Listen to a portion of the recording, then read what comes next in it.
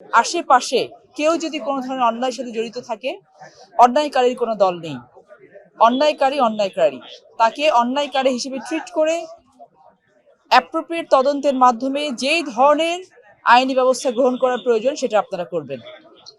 দ্বিতীয়ত, family card এটা বাংলাদেশ জাতীয়তাবাদী দলের নির্বাচনী ম্যানিফেস্টোর মধ্যে সবথেকে গুরুত্বপূর্ণ একটি ম্যানিফেস্টো ছিল এবং আমি সমাজ কল্যাণ মন্ত্রণালয় এবং নারী ও শিশু মন্ত্রণালয়ের দায়িত্বপ্রাপ্ত প্রতিমন্ত্রী হিসেবে আমার সমাজ কল্যাণ মন্ত্রণালয় এই ফ্যামিলি কার্ডের পুরো সেক্রেটারিয়াল সাপোর্টটা দিচ্ছে ফিনান্স মিনিস্ট্রির সাথে করে।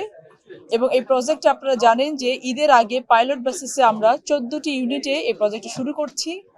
এই 14টি ইউনিট 14টা উপজেলার একটি ইউনিয়নের একটি ওয়ার্ডকে নিয়ে শুরু হবে এবং এই পাইলট বেসিসে 14টি ইউনিটে যদি আমরা সাকসেস হতে পারি, একইভাবে একই ডিজাইনে একইভাবে কমিটি গঠন করে আমরা পরবর্তীতে গ্র্যাজুয়ালি পুরো বাংলাদেশে, আপনারা জানেন যে ফ্যামিলি কার্ড হচ্ছে একটি পরিবারের জন্য, পরিবারকে অর্থনৈতিকভাবে স্বাবলম্বী করার জন্য এবং পরিবারের বয়োজ্যেষ্ঠ নারী যে প্রতিনিধি থাকবেন, নারী বা মা বা বোন, তার নামে ফ্যামিলি কার্ডটি হবে এবং গ্র্যাজুয়ালি নারীদেরকে অর্থনৈতিকভাবে স্বাবলম্বী করার বর্তমান সরকারের যে প্রচেষ্টা, আমরা চাইবো এই প্রচেষ্টার সাথে আপনারা থাকবেন, আপনারা সহযোগিতা করবেন।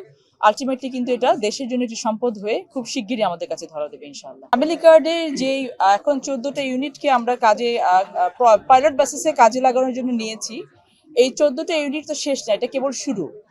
এবং আমাদের যে ইনফরমেশন কালেকশনের যে ডেটা কালেকশনের যে প্রসেস, এটা কিন্তু শুরু হয়ে গেছে অলরেডি এবং এই 14টা ইউনিটের পরে গ্র্যাজুয়ালি প্রতিটি ওয়ার্ডের, প্রতিটি ইউনিয়নের, প্রতিটি উপজেলায়, প্রতিটি বিভাগে কিন্তু এই কাজগুলো হবে। পাইলট প্রজেক্টটা কি? এটা ফিজিবিলিটি চেক করা যে আমরা যে প্রসেসে এগুতে চাচ্ছি এটা কতটুকু আমাদের জন্য ফিজিবল হচ্ছে বা কতটুকু আমরা সাকসেসফুলি কাজটা করতে পারছি।